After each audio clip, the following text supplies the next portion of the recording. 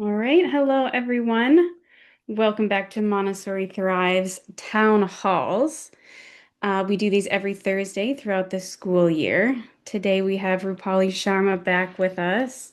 She is the leader of the tech schools in Massachusetts, and she is also becoming a consultant for schools. So that's very exciting news. Today we're talking about retention strategies and keeping families engaged after enrollment season. And with that, I will hand it over to Rupali.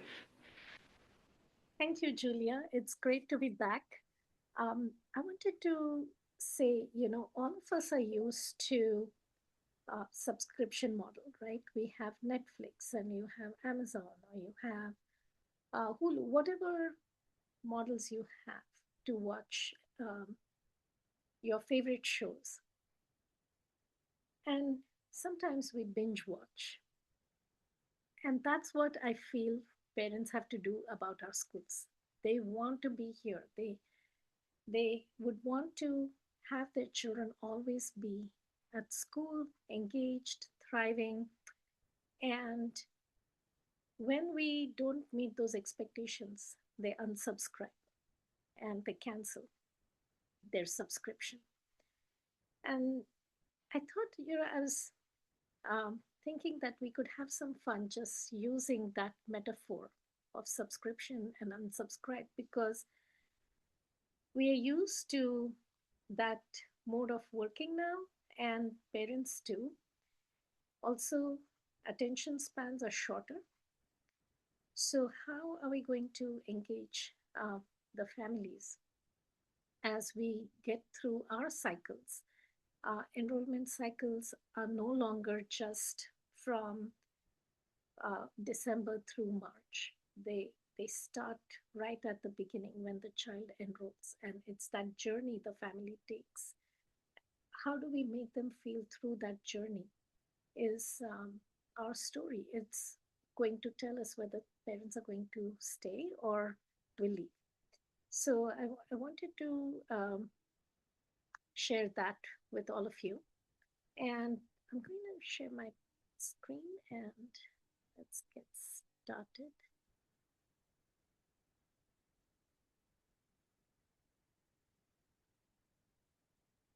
So here we are. Retention strategies for parents, engaging parents for sustainable growth and keeping them engaged after enrollment. I want to say that I have been, as a parent, I have been that subscriber for the show that my child went to as at his school, and I've been the audience. I've seen it as a parent, how the school made me feel. When my son was about 5 years of age, we decided, up until then we were homeschooling him, and but around 5 we decided he needed a larger social circle, and so we drove within like a 40-mile radius, and we were still looking for a place to stay. So we chose this area in Massachusetts, and we drove around to see which schools would work for us. And it was the sense of connection during our tours that we felt, okay, the administrators could connect with the parent, they could connect with the child, they made us feel comfortable, they were interested in learning about us, and they wanted to know what my child was doing and his interests. And so that hook, that very first hook that we have for the parent is so important. And as a subscriber, you want that first engagement of your parents. Rupali, do you think that you could get closer to your microphone? I think people are having just a little bit of Oh, trouble sure. hearing you. Yes. I could also change my, I think my, how's this? Is my That's input better. volume better now? Yep. Thank you. Yeah, I think that was the problem. Um, Sorry about that. So, as I was saying, as a subscriber, I have seen it from the parent angle, how the school approaches your enrollment policies. And then the school that we chose was the one that connected well with the entire family, not just with my son, but also with my husband and me, and also were in line with the values that we espoused at home: the need for an education, the Montessori hands on learning. So that was very important. And now I'm working as a director of a school. I've been running the TEC school Think, Explore, Create in Worcester for the past 10 years. And I've learned to write that script, the engagement script, the script that we have to write to get the parents on board. And, when I look at it more like a movie or a Netflix kind of model, we are telling a story. We are telling our school story. We are telling them why parents should choose us. Why should they not go to some other place? How is it that our school is going to benefit their child? And so that narrative, what is it that is unique to our school, right? From whether we are teaching, we are leading, what is the unseen work that goes on behind the scenes in the office? Uh, there's I can tell you that there's just a lot of work that we do to get a new family, and perhaps everyone could share their experiences too. But you have to share the pedagogy, you have to share the values, you have to share why the school, what is your unique preposition. And what I've learned through this, my experience has been bridging the gap between what parents feel and what educators do. That is really the key to keeping the parents engaged year after year. If we don't share that value of what we are unique about and how it resonates with the parents, where is that Venn diagram of their values and our values?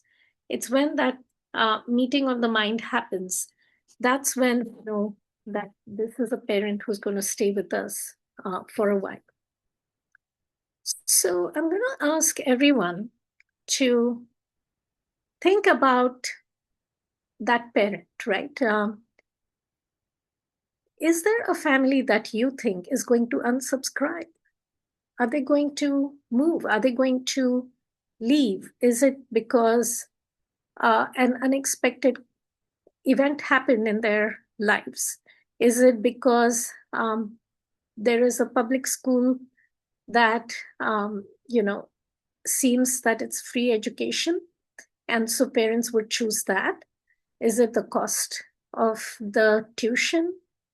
Is it driving distance? Our school was located just 2 miles down the road from where we are currently located. And we outgrew the space. We needed a larger space. We found this place really close to our school.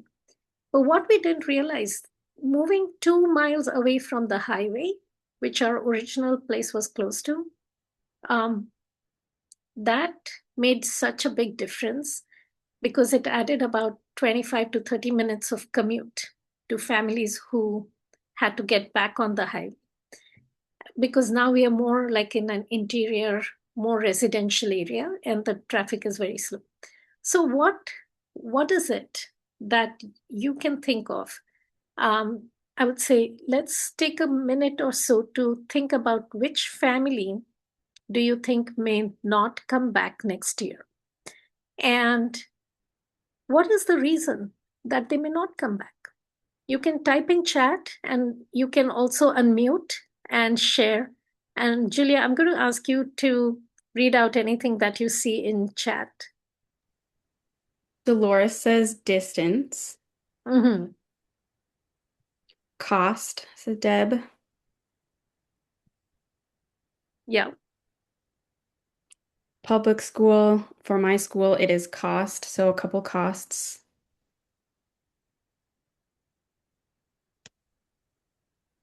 Any other?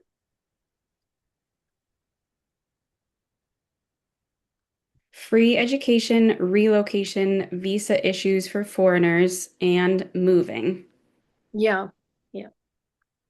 And cost does come out. I feel like if we look at what people have said, cost was one of the main factors. Uh, and again, we are so careful when we raise tuition year after year, but people are paying for Netflix. That's not necessarily cheap. People are paying for other subscriptions. That's not necessarily cheap, but they see the value. They see what is that um, subscription providing them. And if we can provide that value to our um, to our parents every single day, if they can see the value, then they're going to stay with you. So, how can you make your school uncancelable? So let me go on to. We have one more to Rupali. It says, Michelle says, it's almost always about finding larger social group within the public schools. Very happy here, but there's fear that their children are missing out on that social piece. Yes. Okay. I absolutely love that. Whenever a parent says that, I have this answer to that. Because often people feel that if they go to a public school, they're going to have a group of 25 or children to choose from as their friends, right? And we have now had so many families leave and we've kept track of them. And what we found is yes, they go to a public school, there's a larger pool to choose from, but children end up having 3 or 4 really close friends. And they are the children who have the families have values like theirs. They're children who are intellectually as curious as their child. But at our school, 100% of the families are like that, and 100% of the students. So yes, we may have 8 students or 10 students in our classroom, but guess what? Those 8 students are just as motivated, excited about learning. They have the same drive. The parents are just as involved as you are. They are just as invested as you are. And so this this revelation to us that even if they go to a larger school, it may seem large, but children don't form a larger group. They have many more acquaintances, and you can form those acquaintances by joining an after school sports program. You can do another after school activity that's supported by your town, and your children can meet those people.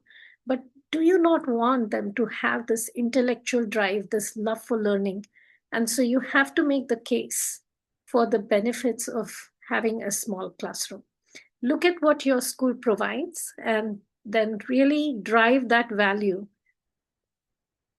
to show the parents that that is what they're getting for their money's worth. They're not going to get that at public school. I can assure you that we have had so many students who come from public schools and are thriving here that what you're providing at your school is unique. So, one of the things that we do, we did this survey with parents, and it's called the Net Promoter Score.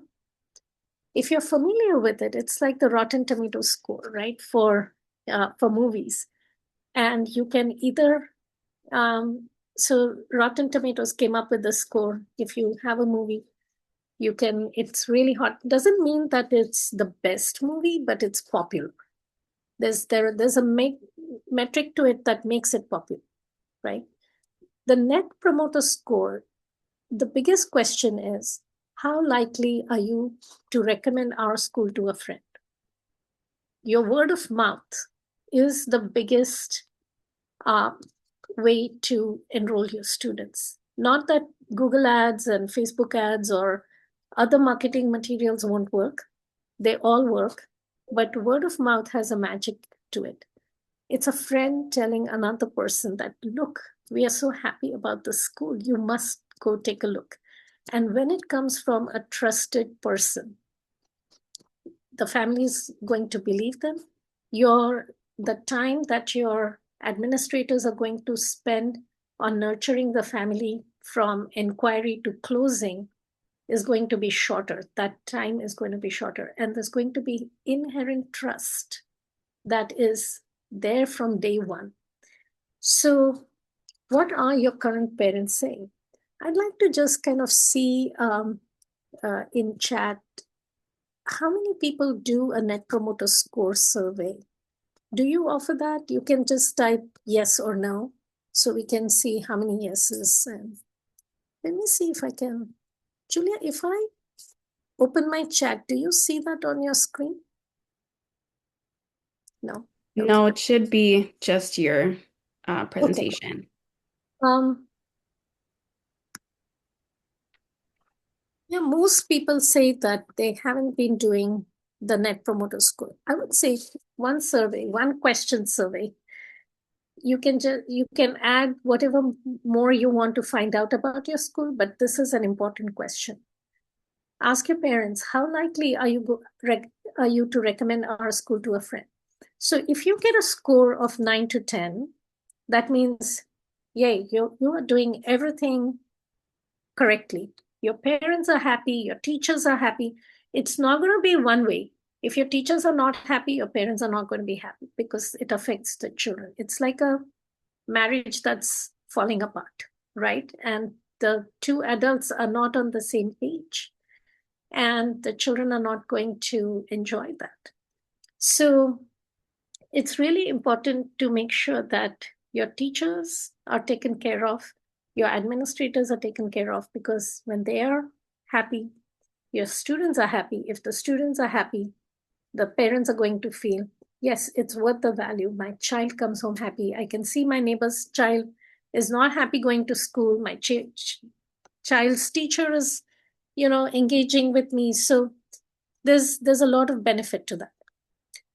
If they are not really sure and you get a score between 7 to 8, it means that there is a chance that um, parents may not choose your school. And so doing this survey in the fall is helpful. But if you haven't done it in the fall, now is a good time to do it. It's never too late. It's a good way to kind of find out what's going on in their mind. And if they say, yes, we can recommend your school, hooray. If they say no, then it's a good place to say, this is what the data is saying, and we need to analyze it. Why are the parents saying that they are not going to recommend? What is it? Then you may ask questions like, is it the educational system? Is it the facility is not right, or the teaching staff, or the whatever factors you may think that are affecting enrollment, right? It's always easier to retain the current families that you have than trying to get a new one, because you've already shown them what you are capable of doing. They've already seen episode 1. Now you're going to move on to episode 2. And so if you leave them on a cliffhanger, if you leave them with something, wow, there's something more to come, they're going to re-enroll. But for a brand new, you have to do a lot of trailers. You have to show them a lot of sneak peeks in what you're doing. 0 to 6, that is really a wake-up call for the leadership at your team. It's like, we are doing something that is just not resonating with the parents. These are the customers, and the customers are not happy. Is it that your curriculum hasn't been revamped? Is it that you've been hearing complaints about certain elements, whether it's your staff, your curriculum, your facilities? Have you addressed those? Parents, especially now, they have a very short attention span too. They'll only tolerate so much. They're not going to tolerate one mistake after another mistake after another. They can quickly move on. And it's like, you don't want Netflix, all right, we'll go on to Amazon Prime, right? It's so easy. And that is also the case with schools. You don't like one store, you go to the other store. So it's exactly like that. The idea of loyalty, I would say, perhaps exists with a few core families, but those are only a handful. And those are also your best people to promote your school. All right. So what I wanted to share next is when they've had this trailer, right? They've had, oh, the picture's not um, uploaded, but they've had this episode one. You want to show the trailer. So their episode one was, say, perhaps your primary program. They were in your primary program. They're very happy, or they've done the 3 and the 4-year-old P3, P4, but they are not sure about kindergarten. There's a lot of free public kindergarten available.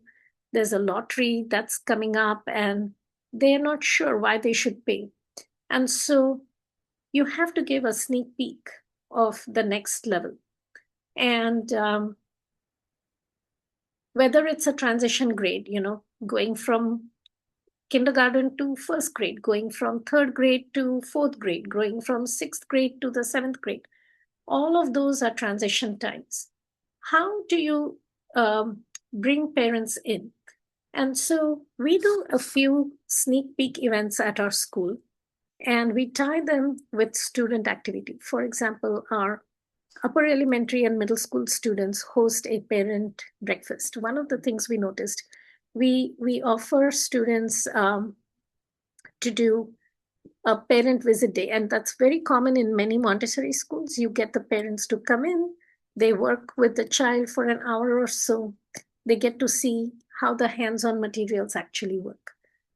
But we've had students who've been with us from preschool and are now in upper elementary or middle school. And for the parents, this is like, okay, we've done this every year for the past 4, 5, 6 years, right? So they need a different reason to come. And we have to show that the child has grown and is capable of doing other things. So the upper elementary and middle school program, we've started doing a pancake breakfast. And the children prepare pancakes. They are chefs for the day. They figure out the menu. They calculate how much materials, ingredients they're going to need. They do the shopping and they make the pancakes. And they set the table. They serve. It's the entire Montessori experience of practical life and cooking coming together.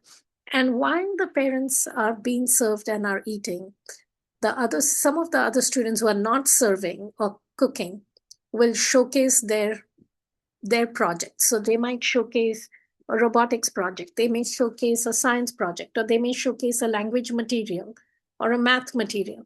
And so it becomes parent education, but where parents have come mostly for the pancake experience, and now you also have the learning experience, because they know, and if they are there in upper elementary, having gone through Children's House, they know what Montessori is. So they need to see the next level up. What will the middle schoolers do? So we have an entrepreneurship program, and the middle schoolers can show the projects that they are working on. Whatever business model they're working on, they can showcase that. We have a middle schooler who learned to make business cards, and he's offering that to all the parents. I'll make a business card for you. And how exciting is that, right, for parents? So give them a sneak peek, bring them in. We have other events like we host a free maker fair in the fall. And so it's all themed around Halloween, but it allows parents to come in. The teachers are all dressed up in Halloween costume. The administrators are dressed up. It's very festive. They get to see our robotics program. They get to, our robotics teacher will make some spooky robots, and they have fun with that. All teachers have a STEM activity that they set up, and the parents and the children come dressed up in their costumes, and they can experience a hands-on Montessori material or a hands-on STEM activity. And so it becomes a very festive way to network with other parents, to connect. One of the things that somebody was asking us was, do your alumni come back? And that's when, we have a strong alumni retention. They come back to teach our students to volunteer when they are in high school or in graduate school, undergraduate school. And the thing is that you have to create that sense of belonging. This is their school, this is what they want to learn. And so when you create that sense of belonging, they start saying, oh, I can see my child doing this activity. I can see my child being excited about science. I can see my child being excited about engineering. And those are the things they're not getting at the public school. Yes, they're going to get a larger crowd, but is that more, what is more important to me? And so you start planting those seeds for the parents. And behind the scenes, what is going on? We talked about parents need that right from the day they walk into your door or make that first inquiry, your first phone call or your first email to enrollment, and now they're enrolled. And then what? So, what is your process of handing over from the administrator to say, we've enrolled this child? Who's taking the next step? Who's welcoming them? Who's sending out the welcome letter? Do you have a personalized gift for them? Do you have a personalized letter? What is a memorable branded item you're going to give to your families that they will remember you by when when they're not thinking about you in the summer? Enrollment is done and now they're not thinking about you. So what is it that you're going to do? One of the Rupali, yeah. before we get too far away from the events, Dolores wants to know, how is your parent engagement at these events? Oh, so our parent engagement is wonderful at like the Halloween Maker Fair. The all of the Pretty much about 80% of the families are here, and they bring their friends and neighbors. Um, for our STEAM events, the pancake event, we have very high enrollment. We used to do parent education nights, and the parent engagement was quite low. So what we've done is we used to get like 5 parents or 6 parents, and they'd be the same 6 parents. And I think this is quite common in many schools. And so when we started adding an activity with the event, we started seeing more and more engagement with parents. The other thing is that what we've changed since COVID is our parent evenings. We've made them available on Zoom, and so nobody, if they've picked up their child and gone home, they don't have to come back. They don't have to think about babysitting. They can be comfortable in their house. They could be having dinner. They could be listening to us talking about the 10 benefits of having a music program or the 10 benefits of having a language program. We also do a book reading school wide. And in September, we have a Zoom meeting to do almost like a book club, the teachers, the administrators, and the parents. And we invite our alumni to participate in those conversations. So that way we've been able to change the engagement level. But whenever we've tried to do, oh, we're going to talk about the language materials, and we found that it's really hard for parents to attend those events. So we've been tying them with a student activity. Does that answer your question? Yes, yes. I just have one quick question about your book club because we've kind of toyed with the idea here. Is it any literature or is it specifically to Montessori or children's development?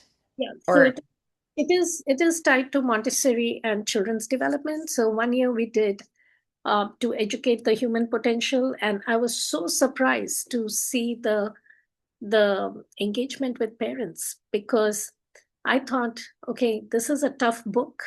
It's written over 100 years ago. The language is very different, but Maria Montessori is just powerful.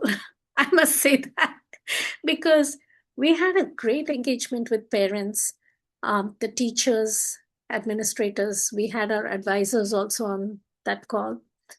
The other books we've done the growth mindset, um, and we've done the Tao of Montessori. So the Tao of Montessori, we love it because each chapter is so short, and she does a good job of talking about the examples in the classroom.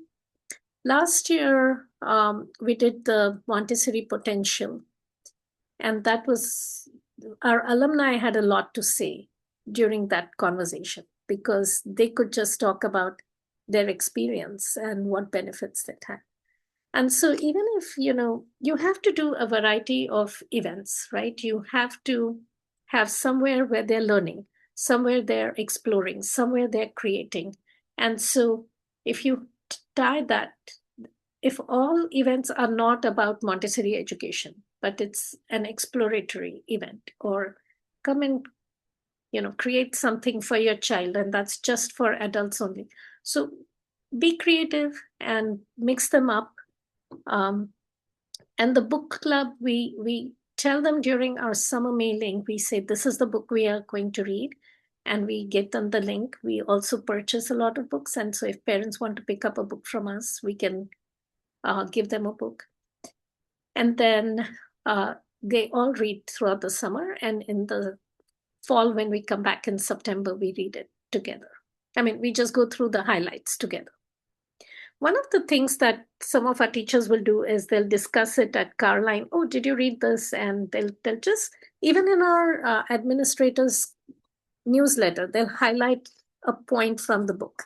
And so in the Carline, they'll have an informal conversation. And so when it's the book reading, we'll invite the parent and we'll say, you had such a great point. Would you like to elaborate on that during? So you kind of also coach your families to participate.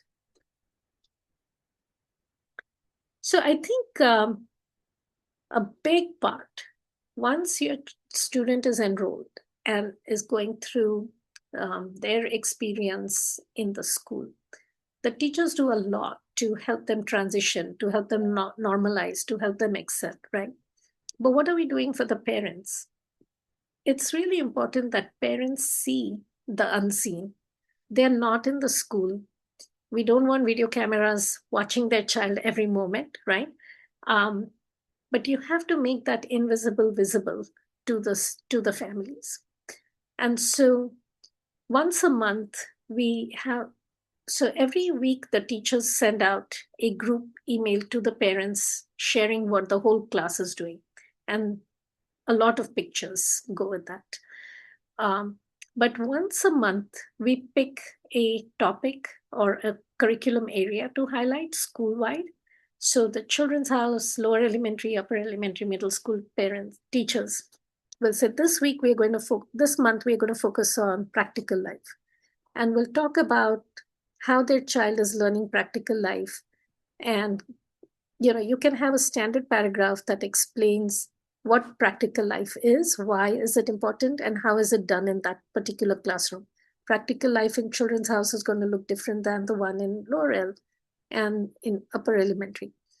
So having that paragraph and then just sharing pictures, look what your child has been working on. And it just shows to the parents, wow, my child can dress independently. My child can make pancakes. My child can sew a book. So all of those are wonderful examples. Then another month you can say, we're going to talk about language. My 3-year-old is learning all the sounds and they're learning how to put vowels and consonants together. I didn't know that. I didn't even know that my child was reading at school. So that's an interesting way. So think about strategically, what do you want to share every month? And it really doesn't take a lot of time. It takes a few minutes to create your paragraph. If it's hard to write, I would say use AI. Use AI as your assistant and create that paragraph, get those pictures out. And it should, it's like from the phone, the teachers can just click, click, click, and go ahead and share the pictures. The other is proactively reaching out to parents. So often we'll reach out to parents when things are not going well, and we'll say, oh, he was not behaving properly, or she had a meltdown, or she was kicking, whatever your observations are. children are going to be children. Their job is to push limits, and they're going to push limits. So, yes, we're going to highlight those, and we're going to get. But one of the one advice I got from my mentor was, you tell 10 positive things before you share one negative thing. And that, just that ratio has been very helpful for me as a rule of thumb, that regularly send out um, updates about the child. We have a student who um, recently moved to our school, and he's not used to, he comes from a traditional background, and he's not used to independent work.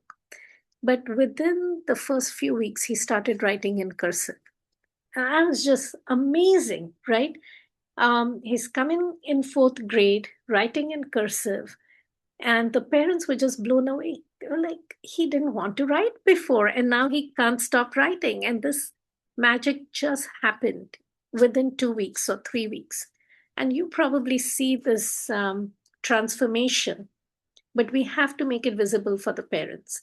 And just a short note, whether it's a handwritten note, whether it's touching base at the car line, sending out an email, whatever works for your school, doing that proactively. And I think it really falls upon the head of school or the admissions team to remind teachers that, hey, don't forget to do this, because teachers are so busy doing their lesson plans and teaching, preparing, observing, tweaking, addressing the parent issues. It's really important that the administrators are looking at this and saying, have we done this? And so strategically have it on your calendar. The other, parents are very busy. Parents are juggling many things, and sometimes they have the support and the resources they need, and sometimes they don't. So what is it that your school can do to offer support to parents? We work with Kristen Anchor, and Kristen has also been on Montessori Thrive as a presenter. She was just, she did our parenting session last Yeah. night, actually. Yeah. And Kristen is amazing with positive discipline, bringing Montessori in your house. And so we were able to work with her and offer uh, a set of 6 or 8 workshops in the spring for parents to join to learn positive discipline. And she is a Montessori trained teacher. She is also a parent. She's also a coach. So you can think about who are the people in your community or in your network who can also complement the work that you're doing. It's not possible for the same teachers to do it. It's not possible for the same administrators. You're already doing a lot of things. But if you have an external consultant who could come in, and we didn't do this for free, we had to pay Kristen, and so the cost came from what the parents paid for the workshop. So we didn't price it too much, but reasonable enough that they found value in it. And so it's not an added cost to the school, but it's an added benefit to the entire community. So think about what might work for your families, right?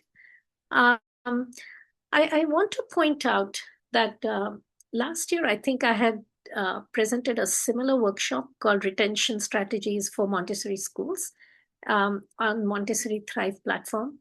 And Julia, if you don't mind adding that link to that video. So I'm not going to repeat what I spoke during that workshop, because in that workshop, it was very much hands-on. Here, it's quite prescriptive. You can do this. Here's a strategy you can develop for communication. But today, I want to look at it more from a bird's eye view. And you can see both presentations to kind of see big picture, strategy level, and then go down to a more execution level using the 2 workshops.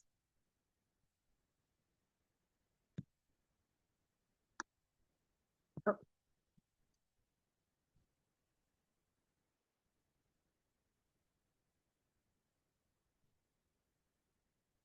All right. So as you go through your school analysis and you say, everybody has their favorites, right? Depending on the traditions and the culture at your school, you can pick the top 10 things that really work for your school. For us, we have the Halloween Maker Fair, we have a poetry recital, we have a book reading, we have the STEAM Fair. We also do a love campaign in February. And so we share our love for the parents. We share the students' love for learning. The parents share their love for our school. And, it's a nice way to be grateful for the community that we are in. So this year we made, and we worked with Montessori Thrive on creating postcards, just a simple postcard which said, TC loves you. It's a little heart with our brand colors. And then on the back, our administrator wrote a message about, how grateful we are for the community that we are in, and for the parents, that it's really special, it's you. And so having really authentic messages for your parents, why you appreciate them. Has a parent donated plants or anything else? Books, perhaps. Have you thanked them personally? Has an administrator written a handwritten note? Have parents, solved a problem at your school, perhaps a technology problem or maybe a gardening problem? Whatever problems, we all have an issue that we can depend on our parent network to help us with. And so think about, how have parents helped you, and really make those moments count. In April, we have a poetry recital. It's many schools do a spring tea at that time. We also have a spring tea, so our children really dress up, and it's presentation, it's public speaking. It's very different from children going to a traditional school where they're not learning public speaking skills. And so showcasing what your school does well is important. So we had a student, she was so shy. When she was in kindergarten, she didn't want to get up on the stage, and she was the last person to go on stage and say her poem and then leave the stage. And every parent understood that, and now she is in third grade, and you cannot stop her. She goes up to strangers, she advocates for herself, she speaks up for herself. And the parents are so happy because they keep saying that she is who she is because of the opportunities that she's getting at the school. And so that's binge watching. That's like every year you see the progress in her development, that every year you see her progress in problem solving, and you see her confidence, her personality really shine. And when parents see that, they want to subscribe to you again and again and again, right? They want to keep that subscription going. So the other big part is, you have a season and the season ends, right? You've watched all 10 episodes of the season's done, and now you have to wait for the next season to come up.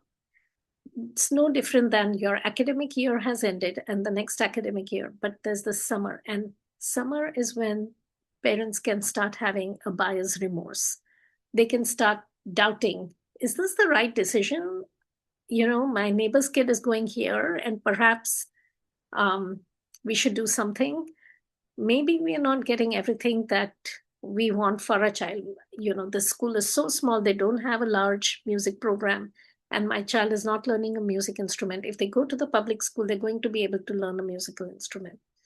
In the grand picture, the child is going to learn a musical instrument, but you're not there to explain that to them in the summer. So what can you do to bring parents back in? What can you do to share what's going on in the school? So we have like a summer welcome party for new families, and we invite our current families to come and network with the new families. So it's about an hour and a half. It's a breakfast, and it's a great time for children to come and meet the classroom teachers, see the classroom, see the school.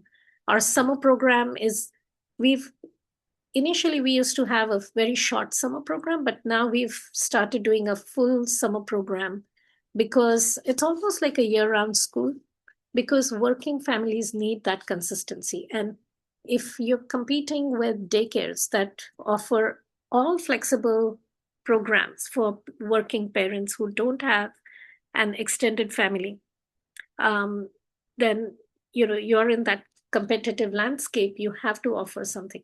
So what is it that your school can offer during the summer before, it's a long summer and long time for parents to think.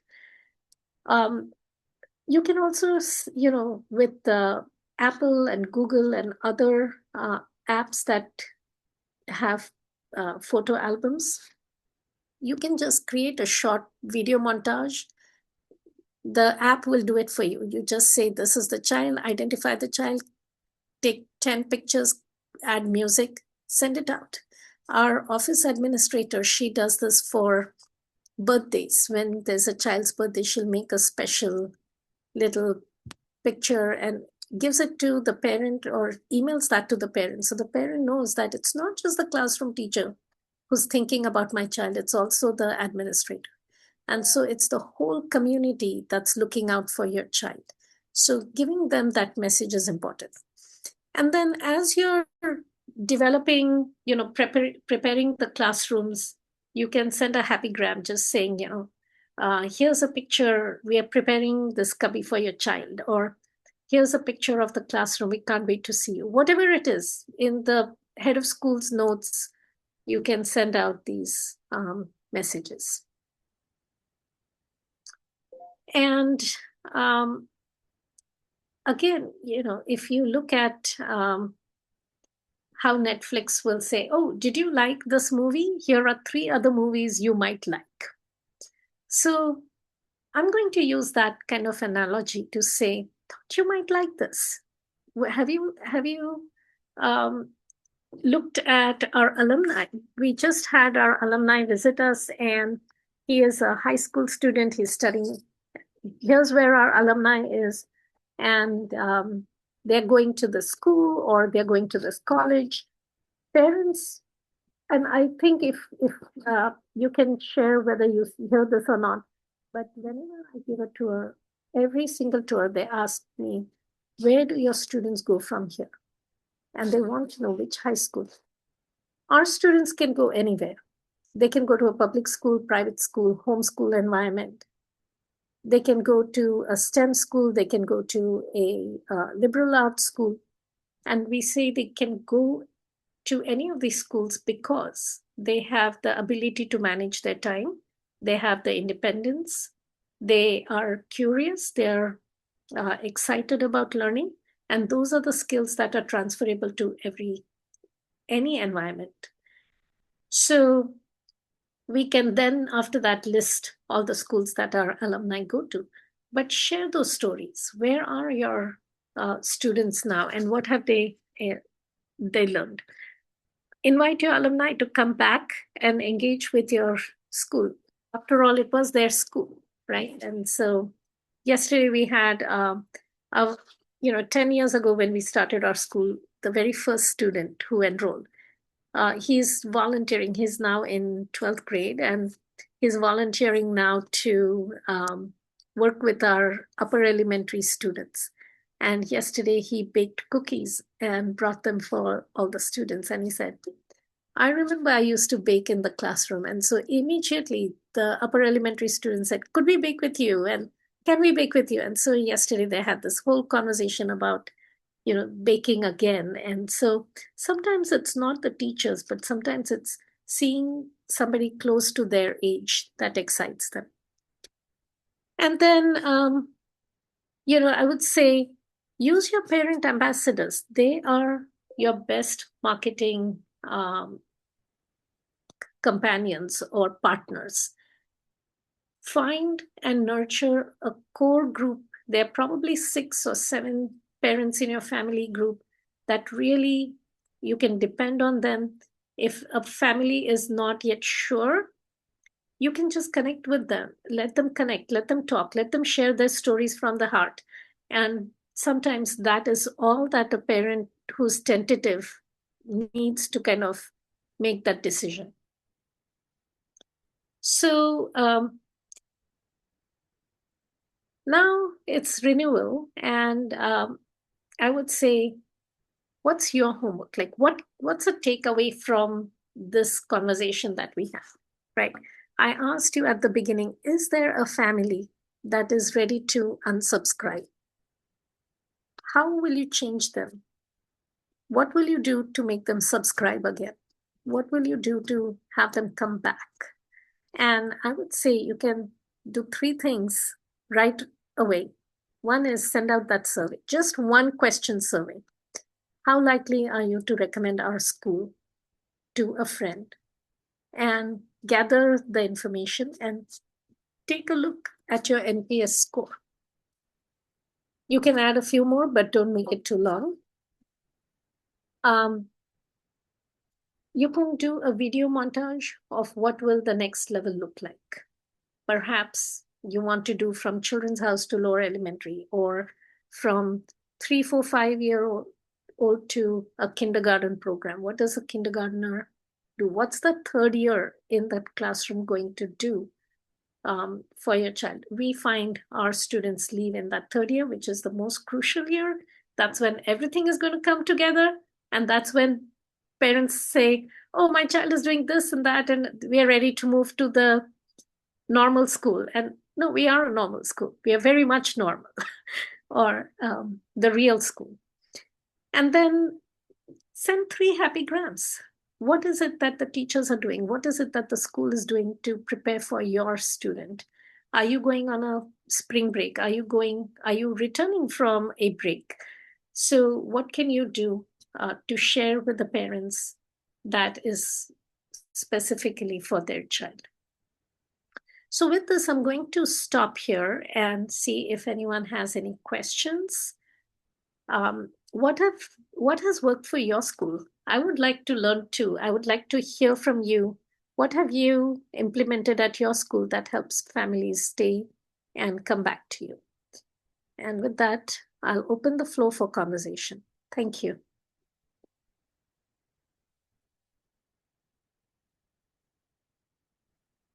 You can either unmute or you can share in chat your questions.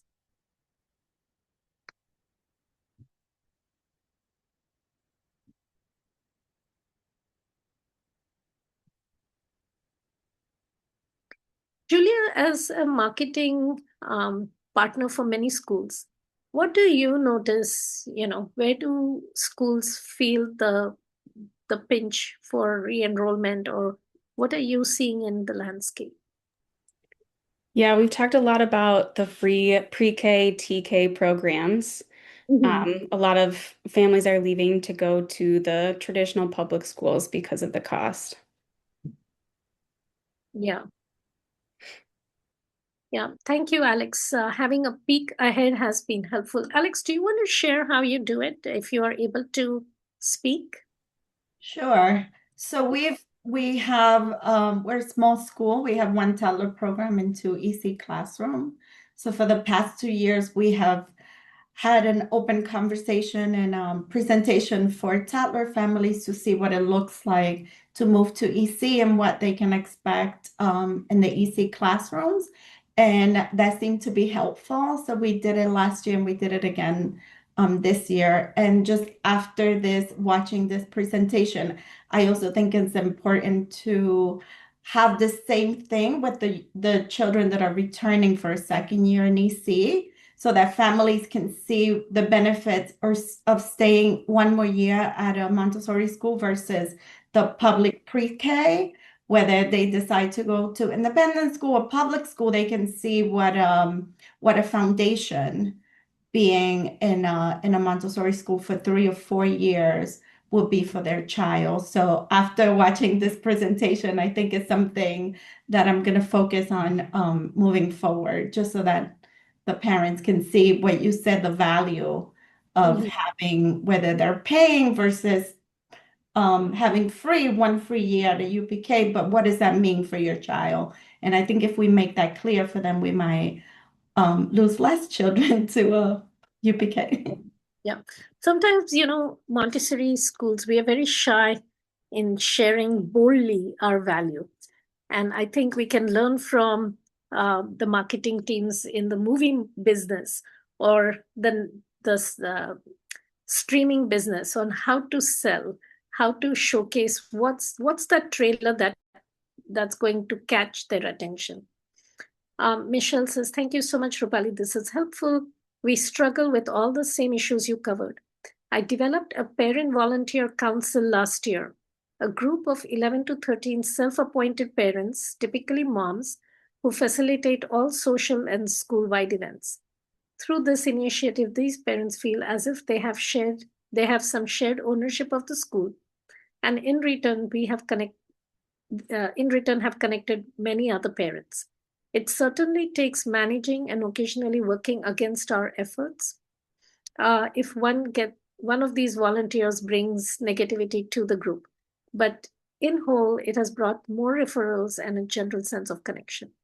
Wonderful, Michelle. Thank you for sharing that. I can't stress enough the power of parents. As a parent, I was that parent who was always at the school, and I was subbing, making materials.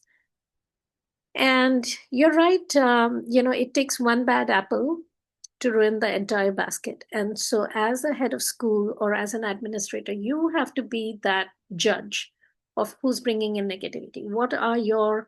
We have ground rules for engagement, and we're very clear about it. It has to be mission-centric.